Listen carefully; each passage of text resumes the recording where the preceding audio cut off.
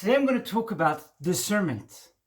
What it means to know how to discern, and what it means to know what lies behind this godly virtue of discernment. Have you ever been judged by another person? How did it make you feel? Did it make you feel upset? Why did it make you feel upset? Did that person know you as well as you do? So why did that person's judgment about you make you feel inferior and upset? Use the quality of discernment. Know how to discern. Enact a means of discernment. Discern. And look at different variables in your life. And as a result of doing that, you will not be made to feel inferior anymore. In my lifetime, as many of you know now, I've been past judgment a lot.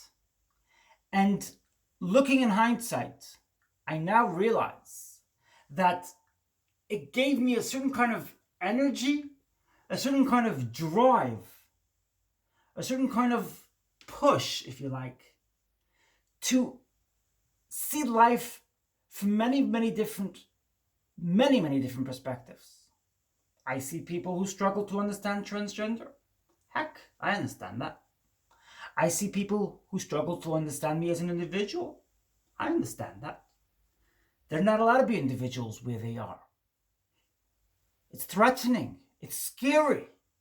Jessica, you're an individual. That's scary to us. I understand that. I'm able to discern that.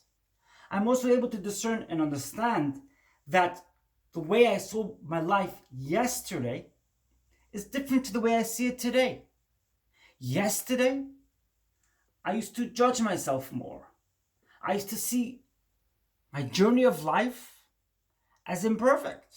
Today, I see every part of the journey of my life as a positive reality.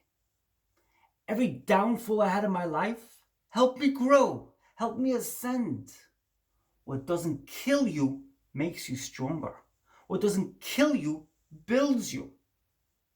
Whilst I used to see my past as a negative thing, I felt negative about things that happened to me in my past. Today I'm able to discern that. I'm able to engage in a discerning exercise and understand that who I was yesterday is not who I am today. And I can also understand that who I was yesterday is who I had to be on my journey of life. You gotta learn, right? And a child, a toddler, when they start walking, they fall. They walk, they fall. They walk, they fall. That's how it works in life.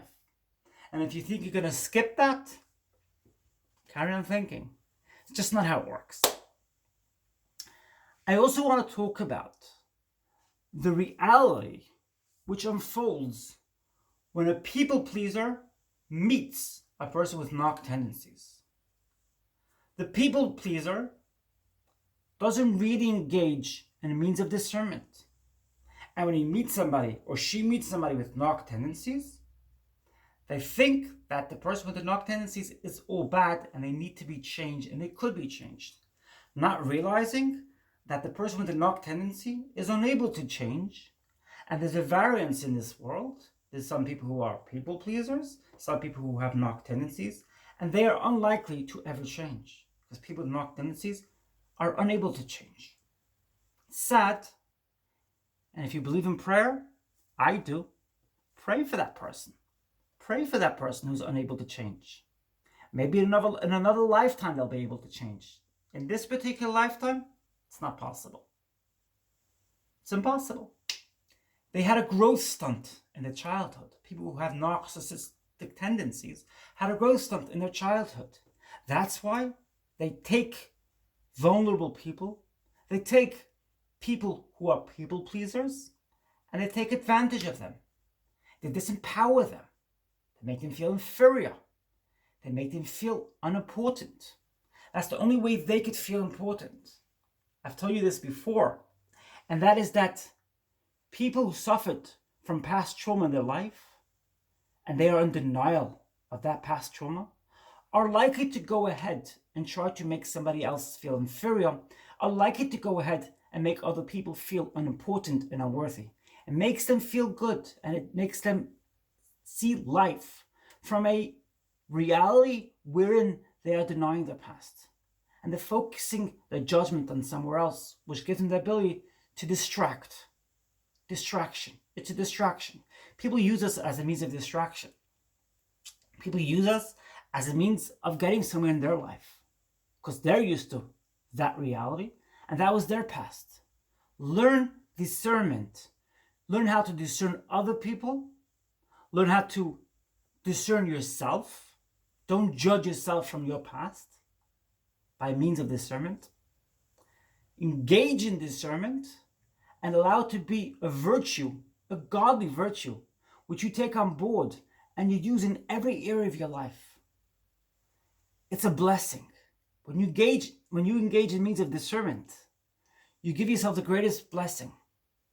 And whilst many of us have been conditioned not to engage in discernment, and many of us have imposed upon ourselves this means of not engaging in discernment and seeing how other people see us as the literal reality which we are in, you could change that. Like I said in yesterday's video, Moses was to blame. Moses alone was to blame for his speech impediment. He had a chance. He stood in front of God for 7 days.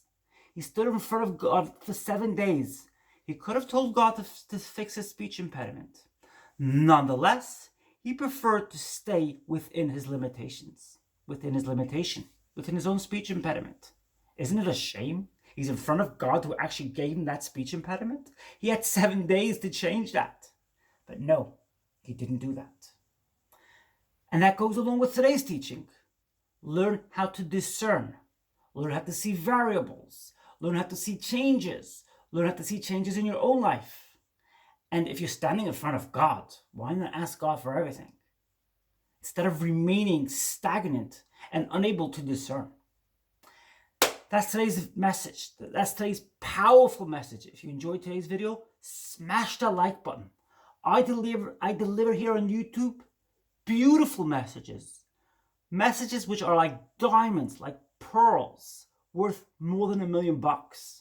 Come along with me in this amazing YouTube journey. Smash the like button, press the subscribe button, and the little bell notification next to the subscribe button. Share my videos with friends and family, peers, acquaintances, whatever you like. Share away. And why not drop a comment in the comment section down below?